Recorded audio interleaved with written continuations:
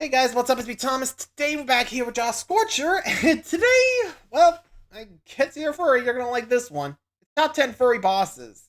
Yeah. This is happening. April Fools, everybody. Well, let's check it out. Be sure to like, subscribe for more. Hope you enjoy. Here we go. This video is brought to you by Redneck Engineer, custom-built gaming PCs and parts for an affordable price. Use code JoshScorcher at checkout for a 5% discount. And make sure you don't have any coupon clipping extensions like Honey installed or I don't get my commission. Thank you! Is this really what I've degraded myself to? After the Pokemon Smasher passed, there was no going back. Okay, this is a really bad idea, but I'm already here, so Here we go. here we fucking go.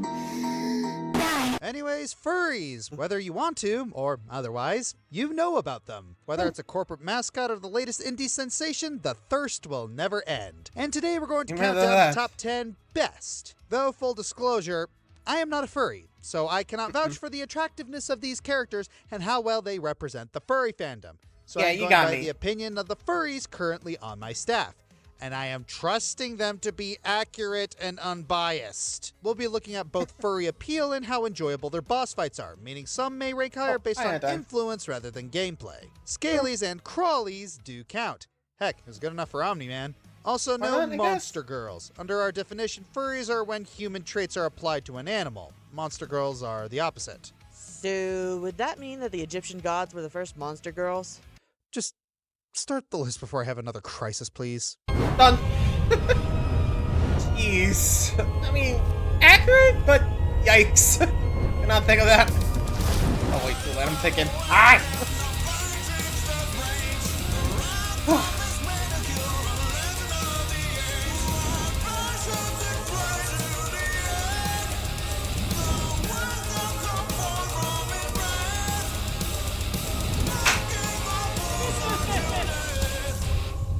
Here we go. It's called Furry, Furry, Furry, Big Furry. game. Welcome back. Alright, first up. April? Oh. Okay. Game? Really? Oh. Carl, that's it? You were like, This is my job, guys. hey, you signed up. Jeez. You agreed to this. This next one shouldn't be surprising. Star Fox was probably one of the first franchises you thought of before you clicked. So while Whoops. we're wasting away waiting for a new Man, Star this Fox is game, old we can school. look at this fun arcade Didn't flying he have sim this in the franchise old and remember days, just I how think? crazy it was. Seriously, we had a brain as a boss. What other series does that? Hey, you actually came Hi, back. Let Metroid. the Fox fans grieve some more. Anyways, let's talk Star Wolf. This group of ragtag rogues Resident have Evil been frenemies Crystal, with our but favorite okay. pilot crew forever. It's hard to have a Star Fox game without battling them Again, at some Crystal's point. And combo. Assault isn't any different. When Star Fox heads over to their base to look for the villainous Pigma, it doesn't take long for the big bad wolf crew to come out and defend their turf. Luckily, That's this what fight you is do pretty that, fair, Star if Fox. not unmatched. Wolf only got 3 pilots to your 4, so you got an advantage. Now with how ridiculous the final 64 fight was, I do not mind having the edge over Wolf. For the furries, well, besides literally playing as human-like animals, Wolf has been turning heads since the 90s, so no doubt there. And with Oikini and Pigma gone, we get the replacement of Panther Caruso, whose one-sided flirting with Crystal and sultry voice makes this list alone. Leon is there too, but no thirst for him. Yeah, What can I womp say? womp. It's Star Wolf. Combine that with being in Star Fox Assault, which arguably has the best gameplay till 0, and you got a fitting boss for the list. Wait, what's this? What? Hmm? Oh no, come on, please don't make me say this. Do we have to? Hey guys, the first 3 letters of Assault spell. That. Sigma, let me float high frequency. Hey, I didn't say it, he did. Jeez. There's Okay. apparently a schism in the furry fandom where some fans see a distinction between anthropomorphic characters and furry bait, where some characters don't actually count as being a furry. What? To that I say, Really? fuck you, my list. Hey, Wolf. Anyway, Roxanne Wolf, Wolf? affectionately called Surprise. Roxy, is the guitar player in Freddy Fazbear's band of glam rock animatronics. But Roxy isn't one to let Freddy have the spotlight for very long, as she's kind of full of herself. Just listen to her self-glazing in the mirror and that sexy voice of hers. Your hair is beautiful. Your tail is beautiful. Everyone's watching you. Everyone. Actually, I'm not sure if we can count this because I they're mean, robots, she's but not fair enough. wrong. I Furry mean, bait, I come guess? on. She's a curvy wolf girl wearing what's basically a red bikini in a rock and roll pattern. This gal's got Yeah. a midriff, wait, midriff, and thick thighs that'll leave her fans howling at the moon. I'd like to imagine she's the Really? kind of anthro wolf Sorry, lady I who have to made say more this. people willing to work the graveyard shift. Remember to thank the unthanked. Plus, to say that wolves are a popular True. choice among the furry community is, I don't know, the understatement of the frickin' millennium. You better believe that the So many wolves. moment Roxanne was unveiled to the world, the furry fandom would cosplay her left and right. You might have noticed I haven't talked about Roxy's boss fight yet, and yeah, that's unfortunately why she's this low. Oh, I'm not saying her boss fight is bad per se, it's just there's not much to it. Mostly you're just trying to run away from her as she chases you without her eyes. Now there is some level of suspense with just how fast Roxy runs and how big she is compared to Gregory. But the money shot of Roxanne's eyes being pressed out of her sockets happens before the fight, not as a result of it. Wouldn't it have been cooler if the objective of the fight was to take out her eyes, or at least make that the first phase? Also, it doesn't help that Security Breach was a broken mess upon release, her boss fight included, and she's especially broken during Burn Trap's boss fight. I know they're technically different, but they're pretty much the same character. You can stop commenting now. Still, though, what Roxy lacks in an outstanding boss fight, she easily makes up for in her influence. From the thirst to the cosplays, this dummy mommy wolf has really proven herself to be the best. At least as far as the cast of Security Breach goes. Yeah, honestly, imagine how the fandom would be like if Security Breach was actually good. At least less buggy. You know what I mean? But jeez. I swear, if we don't get Toriel on this, just... What? Wait, other than that, I got nothing else to say. Ay. Oh, what song is being used? Like, one of those songs that were like, this I don't know about. I mean, I'm not a furry, so I don't know for sure. Ay. Anyway.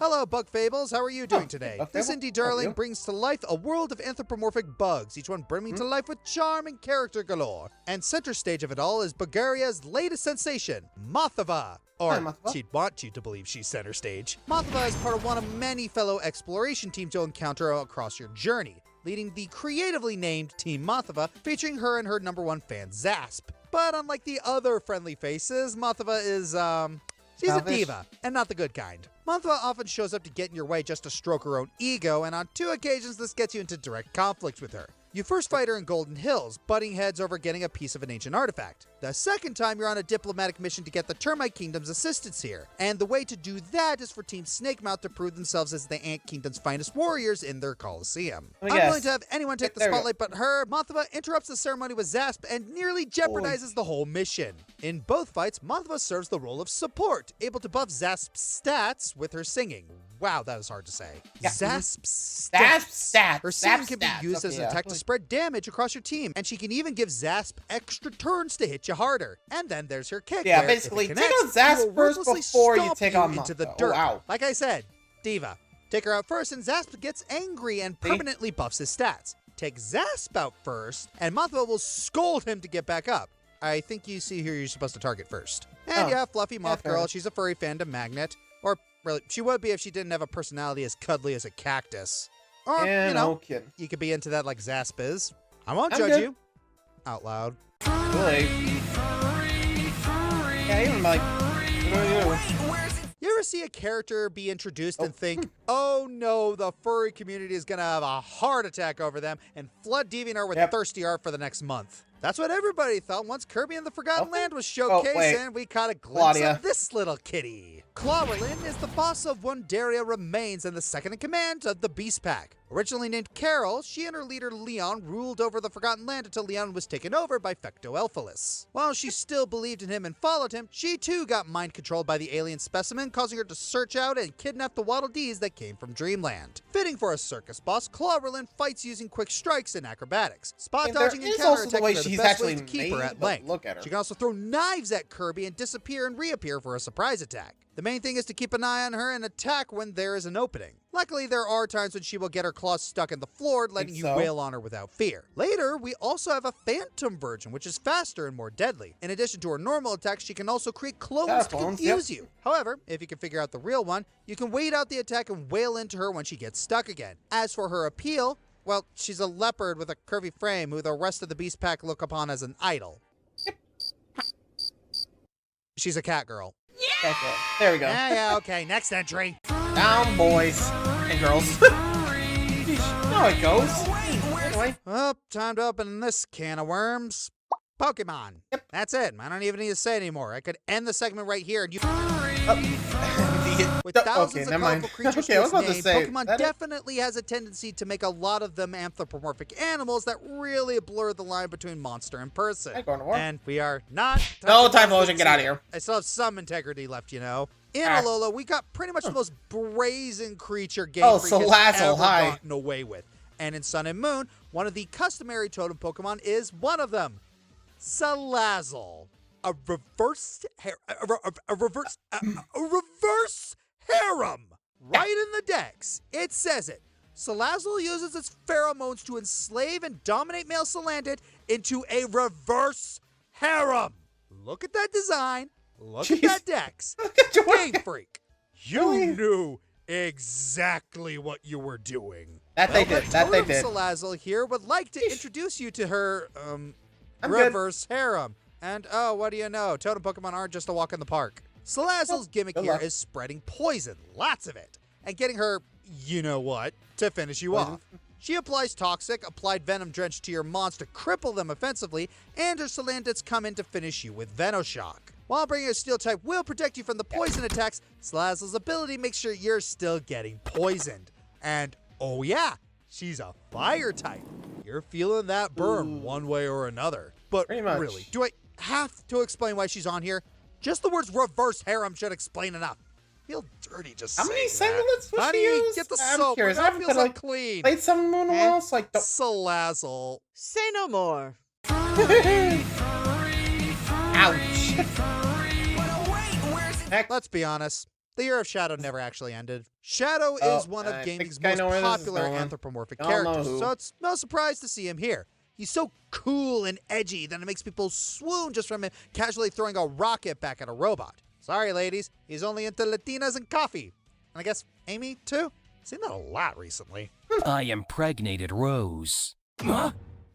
Being Sonic's main rival, you fight him a lot, like a real lot. Sometimes it's in an arena where you take turns homing and attacking the other. Sometimes it's a death race. The best examples of this are seen in Sonic Adventure 2 and Sonic Generations, where the fights reach a real fever pitch. Each set piece sees the two hedgehogs go all out for a variety of reasons. Whether it was to see who was the faker, to stop a laser from destroying the world, or just to keep a Chaos Emerald, these two love to duke it out.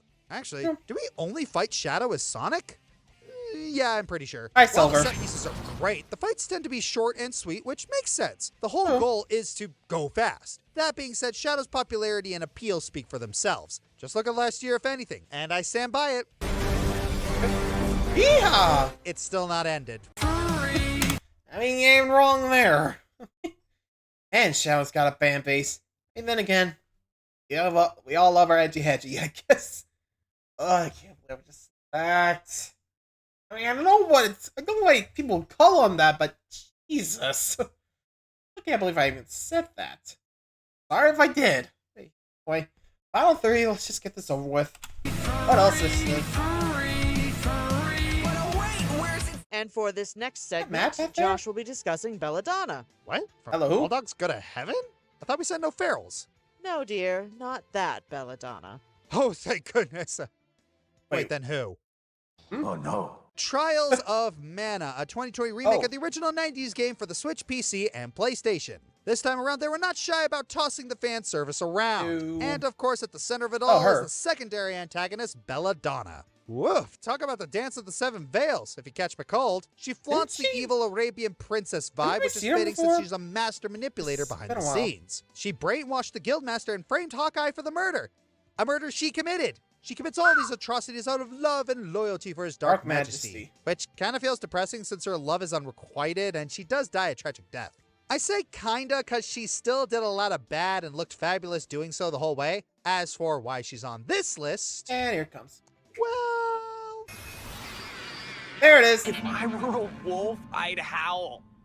Ah, what the Right. heck. Oh! Yup, the evil Sorry, air let's do princess it. motif was all a mask for her real form. Panther lady on the prowl. While Really? she isn't known for her variety, her attacks are super hard to dodge. These include flying projectiles and curses that can reduce your HP, and can even Yikes. summon minions to do the dirty work for her. Be sure you have plenty of potions and healing remedies before even trying to go toe-to-toe with her. Love. Having a Dualucis Burst duo skill is a lifesaver, and using her attacks to build your revenge gauge is your best bet in between her moveset. And, what else can I say? Just look at her.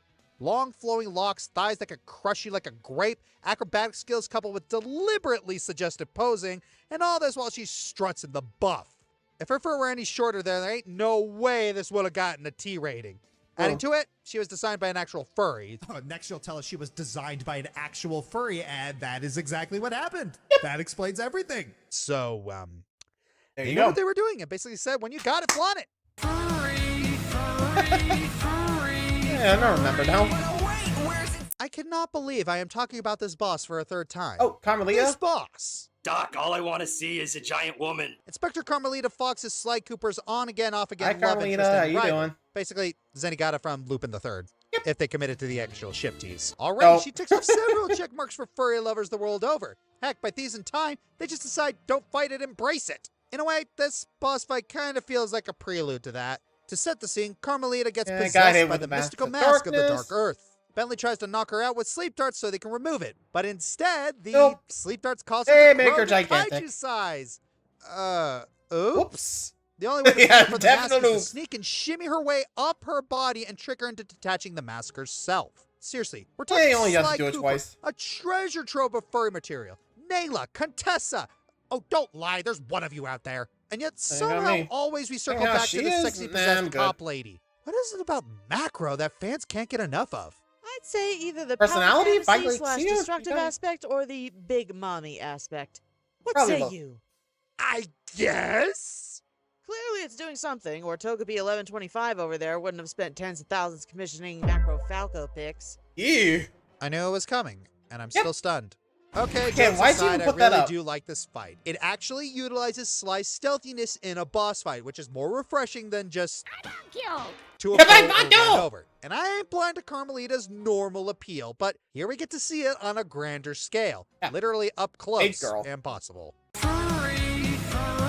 Remember that one?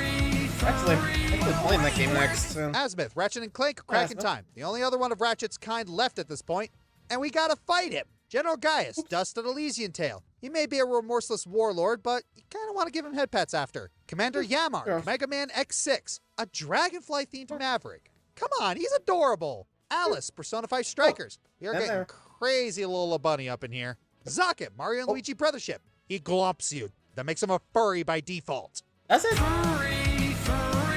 No offense, I don't think that counts. So, Is the that internet Minecraft? has a type when it comes to fictional men. The Tumblr sexy man. Yeah, I don't have to Yeah? explain this one, and frankly, I'm not the target audience here. But for all the tropes that mark a Tumblr sexy man and cross-reference with what makes a furry I don't character know. popular, I think we cracked the code on the internet's biggest missed potential. And it's a silver-haired bad boy. It's always the silver-haired bad boy. So, Wilfrey's here again. I really gotta curb the bias of some of my writers. What makes it Pink. viable for this list? What doesn't? For starters, as established last time, Wilfrey's sympathetic. based on Paradise Lost Lucifer, the OG rebellious bad boy. When he's not consumed by Shadow, Wilfrey's rocking quite the fit, especially in his Salem disguise. And yeah, his main form looks like it came right out of DeviantArt's edgier phases. He's also a fennec fox. You know, the fox? One of the most iconic furry animals besides wolves and cats? Let's Yeah. see. Rebellious bad boy, Check. dripped out like crazy, silver hair, what else? Wait, he has multiple guises. Oh no, you could Onceler Phantom him! That cannot be. Sorry, I'm done. Yeah, no, I'm killing that joke in its tracks. You're welcome. Jokes All right, aside, let's- he also does speak to the That's creative pretty side of the catchy. furry fandom. I mean, his scepter is a paintbrush. The furry fandom has a lot of focus on yeah. creativity and artistry, even the non-horny side. Wilfrey, in a way, wanted to create a world he wanted. He wanted to paint the world to fit his whims. Of course, the world he painted was a twisted, shadowy hellscape mangled from that of God's creation. Oops. Literally choking reality to death, but, you know, art reflects suffering. I But get really, it. can you doubt him when he pulls out his ultimate creation? Floating above you, high and mighty on his throne of darkness, Wilfrey initially saps your creation of its color, turning it back into the base mannequin it was created from. When he realizes you're not going down without a fight, he uses his own creation against yours.